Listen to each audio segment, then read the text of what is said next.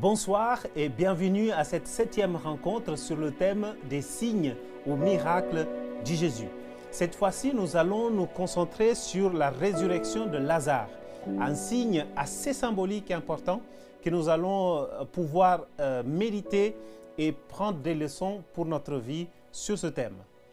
Alors, il est courant d'entendre dire que le temps, c'est de l'or.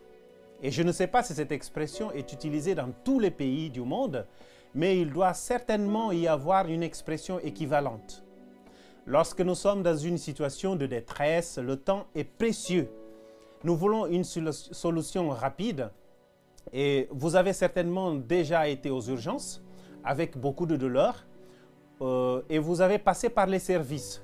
Et ensuite, il semblait que le médecin prenait une éternité pour vous examiner ou pour vous donner les résultats des analyses. En fait, nous savons tous comment fonctionne la sélection des patients aux urgences. Mais lorsque c'est nous ou l'un de nos proches qui souffre, nous devenons désespérés et tout semble très très lent. Il y a des moments dans la vie de quelqu'un que personnellement, j'essaie de ne pas rater. J'essaie de ne pas arriver en retard, mais à l'heure. C'est aux funérailles ou quand quelqu'un est hospitalisé en cas de maladie très grave. Une fois, une vieille dame qui fréquentait l'une de nos églises est tombée gravement malade et a été hospitalisée. Son état de santé était très critique et sa fille qui s'en occupait est devenue désespérée car elle pensait que sa mère pouvait mourir à tout moment. Et vous savez, personne n'est préparé à recevoir la mort, surtout quand il s'agit de la mort d'un être cher. Même si la personne est âgée et que les maladies chroniques s'accumulent, il a toujours de l'espoir que la personne s'améliore. Et je trouve que c'est bien. Dans un certain sens, cette difficulté que nous avons est très positive. Nous n'avons pas été créés pour mourir. Nous avons été faits pour vivre et pour vivre éternellement. Après quelques jours d'hospitalisation, la fille de cette dame m'a appelé désespérément pour me demander d'aller à l'hôpital pour lui faire l'onction des malades, vous connaissez cette pratique, car elle était sur le point de mourir. J'étais à mission sur une autre île et j'avais déjà mes engagements prévus. Mais face au désespoir et à la demande insistante, j'ai acheté un billet de retour le même jour pour pouvoir rendre visite à cette dame, pour prier avec elle et prier aussi pour elle. Je vous demande, qui feriez-vous si vous étiez à ma place? Si je ne venais pas et que j'expliquais que j'avais un autre engagement, elle comprendrait. Mais est-ce que le cœur de cette dame l'accepterait? Si la mère était décédée avant mon arrivée et que j'avais mis 2 ou 4 jours pour arriver, je pense qu'elle ne me verrait jamais comme un pasteur. J'ai remarqué cela dans l'expression d'admiration et de gratitude qu'elle a manifestée quand j'étais là avec sa mère un peu de temps. Je n'oublierai jamais ses regards. Le regard de quelqu'un qui se sent accompagné dans le moment le plus difficile et terminal de sa vie. Cette dame a encore vécu quelques semaines, a eu des améliorations significatives, mais après, elle est partie.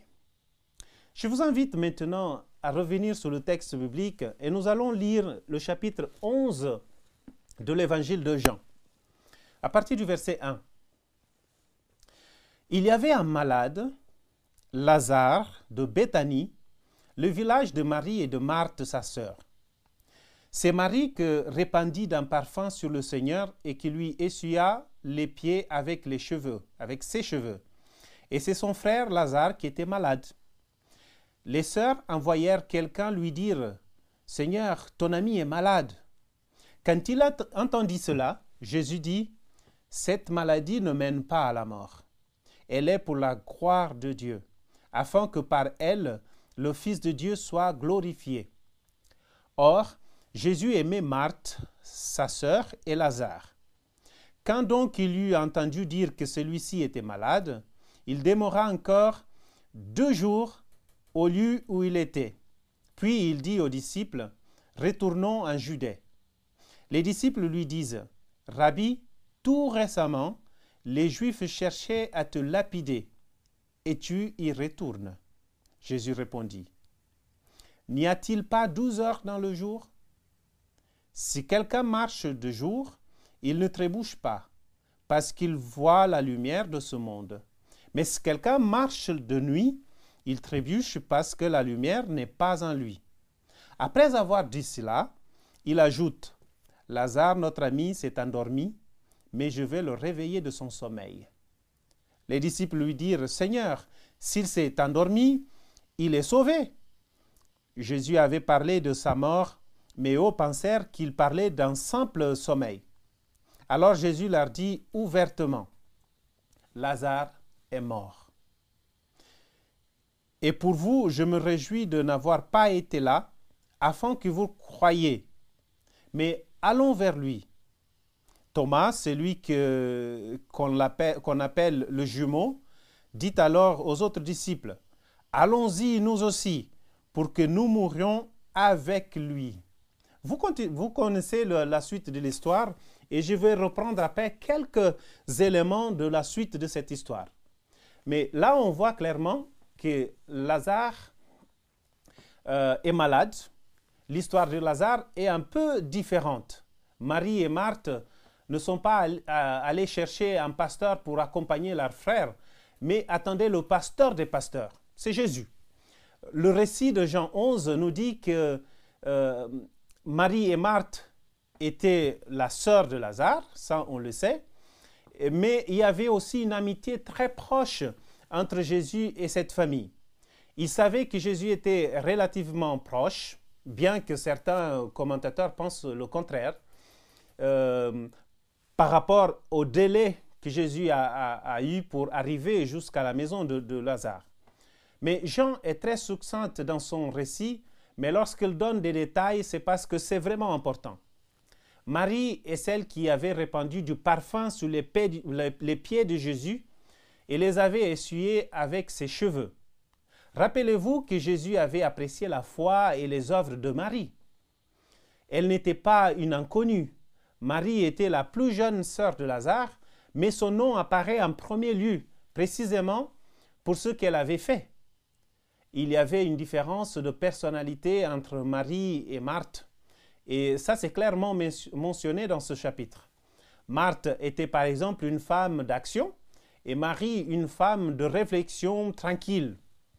Marthe a envoyé ses serviteurs avertir Jésus que son ami Lazare était malade. Elle ne donne aucune demande, aucun ordre spécifique à Jésus, mais avait des attentes très élevées. À partir de la conversation entre Marthe et Marie, nous comprenons qu'elles attendaient que Jésus vienne tout de suite. Elles ne savaient pas exactement ce que Jésus ferait, mais elles savaient que ce qu'il ferait pourrait sauver leur frère Lazare. La réponse de Jésus était surprenante. Cette maladie n'est pas pour la mort, mais pour que le Fils de Dieu soit glorifié. Je ne sais pas vous, mais on ne comprend pas trop cette phrase, cette affirmation de Jésus. Sincèrement, qui pourrait comprendre ce que Jésus disait, surtout dans des moments difficiles? Il s'agissait d'une question de vie et de mort. Tout argument était trop. Même en aimant Marthe et Lazare, il est resté là où il était pendant 2 jours de plus. Pourquoi? J'aimerais savoir ce qu'il faisait d'aussi important et urgent qu'il n'était pas venu immédiatement. Mais il semblait sûr de ce qu'il faisait.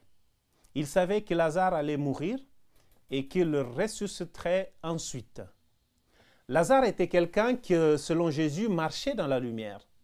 Donc, il n'y aurait pas de problème pour lui. Ceux qui marchent dans les ténèbres ont beaucoup à craindre. En réalité, personne ne comprenait ses desseins. Lazare dort. Que cela signifiait-il? Qu'il n'était pas mort? Ce n'était pas le cas, mais les disciples étaient dans une autre dimension. Lorsque Jésus est arrivé, Lazare était déjà dans le tombeau depuis 4 jours. 72 heures dans la tombe. Ce temps-là était suffisant pour que le corps commence à se décomposer et à sentir mauvais. Est-ce maintenant que Jésus arrive? Marthe vient à la rencontre de Jésus et lui dit, « Si tu étais ici, il ne serait pas mort. » Marie dit la même chose quand Jésus entre chez elle. La réponse de Marthe était très actuelle. « Seigneur, je sais que tu les ressusciteras au dernier jour. Mais au fond, j'ai déjà perdu mon frère. Il est trop tard. » Voyez-vous que c'est comme dire à une mère, par exemple, qui a perdu un enfant jeune dans un accident de route, « Ne vous inquiétez pas. Il sera de toute façon ressuscité lors de la seconde venue du Christ. » Oui, c'est une espérance, mais la mère parle de la douleur, de la séparation qu'elle vit dans l'instant. Ce que je veux dire, c'est que ce n'est pas facile. Nous avons la foi, mais nous restons humains. Dans ce cas, l'histoire a eu une fin heureuse. Jésus pleure quand il voit la douleur de cette famille. Beaucoup de personnes étaient là et étaient tristes de cette perte. C'est une facette de Dieu que Jésus est venu montrer, que nous ignorons souvent. Au lieu de demander « Pourquoi? Pourquoi moi ?» il serait peut-être d'une grande aide de penser que Dieu a de la compassion pour nous, qu'il pleure avec nous quand nous pleurons. Les personnes qui ont vu Jésus pleurer ont dit « Il était vraiment son ami. Il était visible. Il était évident que Jésus aimait Lazare, mais pas seulement lui, toute sa famille. » Lazare était dans un tombeau avec une pierre qui recouvrait l'entrée de la grotte. Et Jésus a demandé qu'on enlève la pierre. Marthe lui dit presque, « Cela ne vaut pas la peine. Il est trop tard. Ils sont déjà mauvais. » Mais Jésus dit, « Lazare, sors. » Lazare est sorti. Dans le même état où il avait été mis dans le tombeau. Jésus ordonne qu'on lui retire des bandelettes.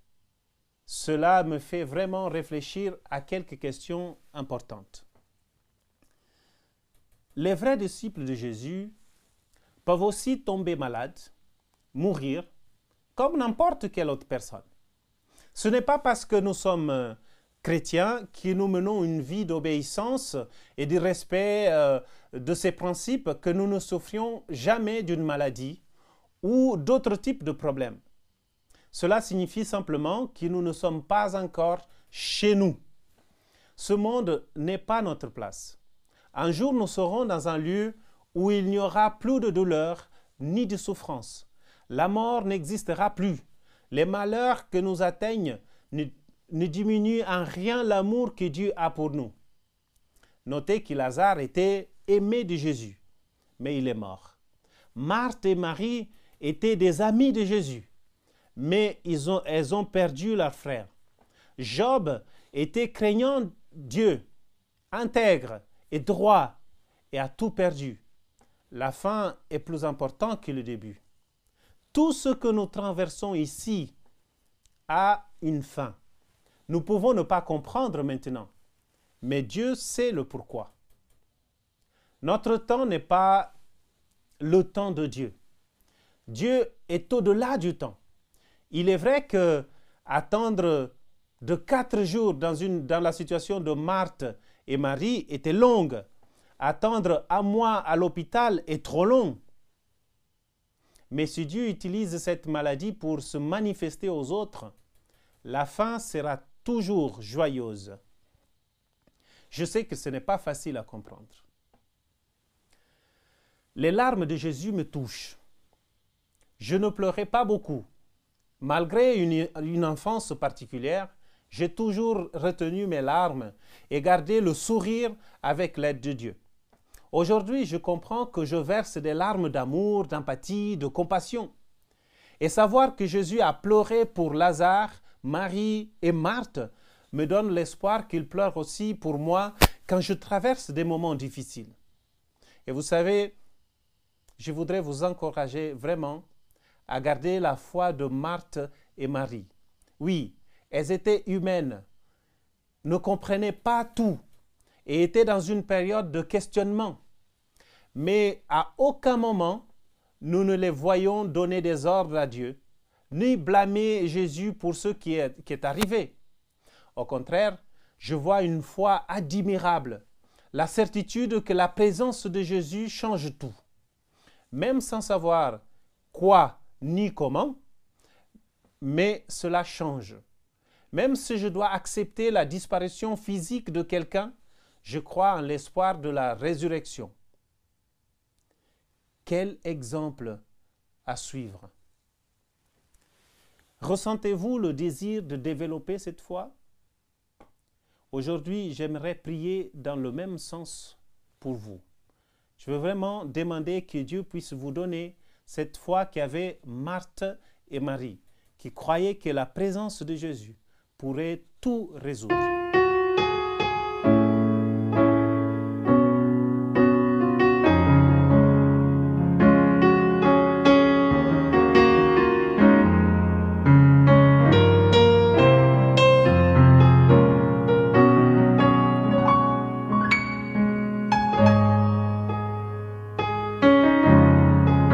L'immensité de ta grandeur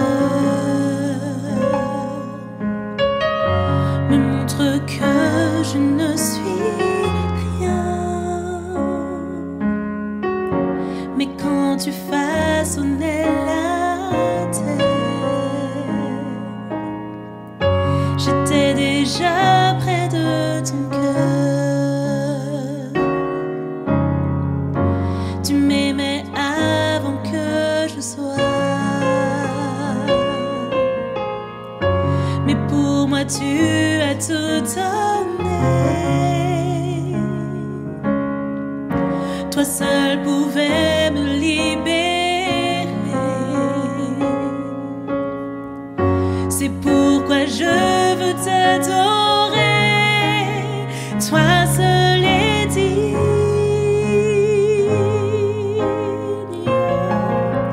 de recevoir louange et gloire pour l'éternité. Toi seul est digne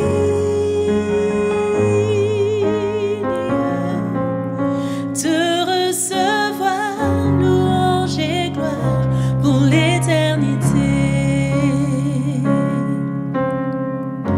Dans ta présence je me tiens, car tu as ce dont j'ai besoin. La joie, la vie et le bonheur sont dans tes parvis, mon sauveur. Toi seul est digne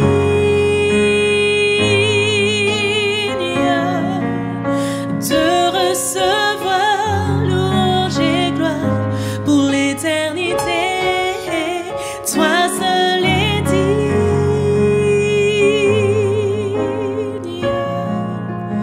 de recevoir louange et gloire pour l'éternité.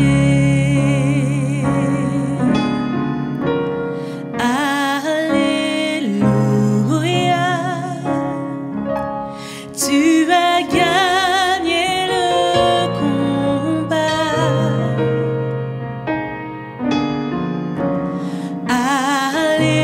Alléluia, oui, tu l'as gagné pour moi.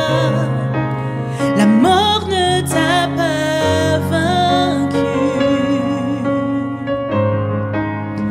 Ô roi ressuscité,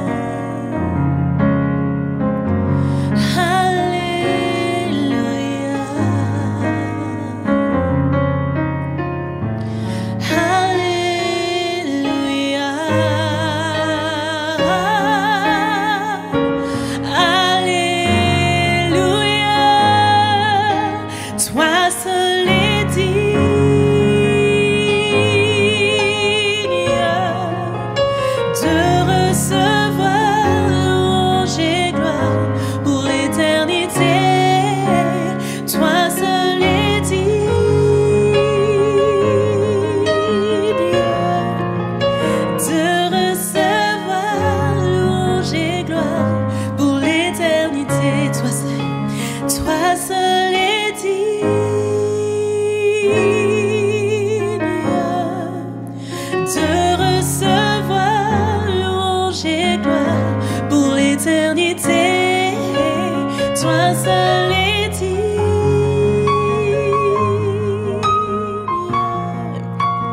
de recevoir louange et gloire pour l'éternité.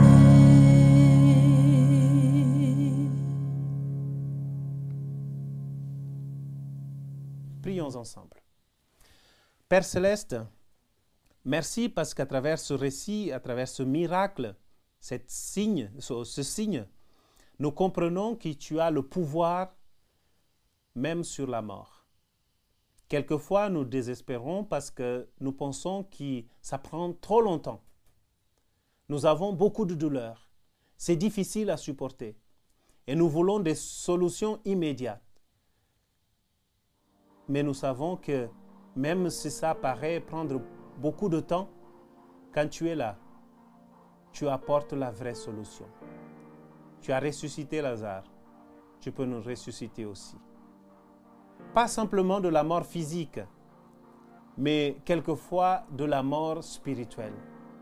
Je te prie de nous aider à avoir cette foi de Marthe et Marie, à pouvoir garder une confiance totale en toi, même quand nous ne comprenons pas la situation. Je te demande ces grâces au nom de Jésus.